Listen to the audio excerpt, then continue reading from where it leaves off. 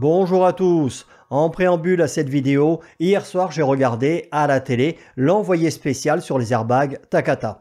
Entre les fabricants qui jouent la montre, les anciens dirigeants de Takata qui jouent les amnésiques et les politiques qui s'en foutent, je pense qu'on ne connaîtra jamais totalement l'ampleur du désastre.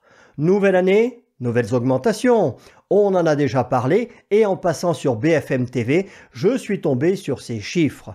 En 2024, 94% des cartes grises délivrées l'ont été pour des thermiques ou des hybrides et seulement 6% pour des électriques. En 2022, après, il faut voir les conditions, 32% des Français se disaient éventuellement prêts à passer à l'électrique et fin 2024, il n'était plus que 22%. Voilà, et ça pourrait presque prêter à sourire si les constructeurs de l'Alliance n'avaient pas déjà investi 1600 milliards de dollars dans l'électrique. Argent investi à fond perdu pour répondre aux caprices de quelques idéologues et en plus ça va détruire des centaines d'entreprises et des dizaines de milliers d'emplois à travers le monde.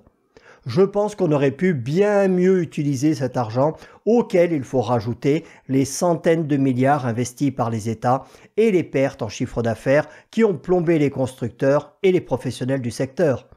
Alors, j'ai travaillé sur plusieurs articles, on va s'appuyer sur celui du 21 janvier 2025 d'AutoPlus, écrit par Yann Le Tuilier. Investiture de Donald Trump, quel impact sur l'industrie automobile ? Tout juste investi comme 47e président des États-Unis, Donald Trump entend bien mener la vie dure aux voitures électriques et aux constructeurs qui ne priorisent pas l'Amérique. Page 2, c'est un résumé d'une partie de ce que nous allons développer. On nous dit qu'il annule un décret signé par Joe Biden sur les voitures électriques en 2021, qu'il suspend les fonds pour les stations de recharge, envisage de supprimer les crédits d'impôt pour les voitures électriques et de soutenir, voire de renforcer, la production de pétrole sur le sol américain. Et nous allons voir que ce n'est pas tout, même si certains de ces décrets ne pourront peut-être pas passer. En attendant, lui, il agit dans l'intérêt de son industrie nationale et des Américains. Page 3, on nous dit qu'à peine investi, il a annulé le décret signé en 2021 par Joe Biden, dit la momie, qui visait à ce qu'en 2030, il soit vendu 50% de véhicules électriques en neuf sur le sol américain. Alors en fait, ce décret n'était pas trop contraignant pour les constructeurs car il n'y avait pas de sanctions assorties. C'était plus une déclaration d'intention et c'est ce qu'on nous dit, page 4. Il a également ordonné la suspension de la distribution de l'argent non encore dépensé qui était alloué aux stations de recharge DVE. Le fonds initial était de 5 milliards de dollars. Je n'ai pas trouvé quelle partie de cette somme avait déjà été dépensée. Très important, il a également appelé à l'abrogation de la dérogation qui permettait à certains États d'adopter des règles visant à éliminer les véhicules thermiques d'ici à 2035. C'est surtout la Californie qui est visée. Page 5. Ah oui, c'est pas terminé. L'Amérique va redevenir le sanctuaire des vrais amoureux de l'automobile. Donc, il envisage de mettre fin au crédit d'impôt de 7 500 $ destiné à l'achat de véhicules électriques. Bah oui, si c'est si extraordinaire que ça, les gens achèteront quand même sans les aides.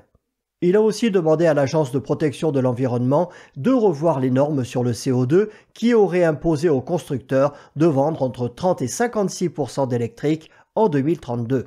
Une révision similaire a également été demandée pour les règles émises pour le département des transports. Page 6, il y en a 7 en tout, il a annoncé son intention de supprimer une dérogation octroyée en décembre dernier à la Californie par l'Agence de protection de l'environnement. Cette dérogation leur permettait, ainsi qu'à 11 autres États également gangrénés par le wokisme, d'interdire la vente de véhicules thermiques à partir de 2035. Donald Trump a déclaré que ces dérogations limitent injustement la vente des véhicules thermiques. Il met également en avant ce qu'il considère comme des subventions injustes et des distorsions de marché mal conçues qui favorisent les véhicules électriques. Il veut rétablir un équilibre concurrentiel entre les différentes technologies. Ce n'est pas dans l'article, mais à partir du 1er février, les produits industriels fabriqués au Mexique et au Canada seront taxés à hauteur de 25%. Page 7, il apporte tout son soutien à l'industrie pétrolière, désirant que la production soit augmentée. Il veut inciter les pays européens à leur acheter davantage de gaz et de pétrole et il va annuler les initiatives de Biden concernant les subventions pour l'éolien, le solaire et l'hydrogène. Le solaire, je pense qu'il a tort, ça peut être une excellente source de production d'électricité. Il faudra que je lui en parle lorsqu'on se verra au club ou au golf. Et on nous dit que Biden avait refusé d'imposer une date limite pour l'arrêt du thermique, préférant encourager la transition vers des technologies plus propres. Oui, ça c'est comme les ZFE. On te dit qu'on ne t'interdit pas d'avoir une voiture thermique, mais on t'empêche de t'en servir. Alors Stellantis, qui a des plateformes mixtes qui peuvent recevoir tout type de motorisation, s'est dit prêt à s'adapter et ça va surtout être bénéfique aux grandes marques allemandes, BMW, Mercedes, Audi, Porsche, dont les Américains sont très friands en grosse cylindrée. Ça va également faire chuter le prix des électriques, autant pour eux que pour nous, parce que si les constructeurs veulent les écouler, il va falloir qu'ils fassent des efforts.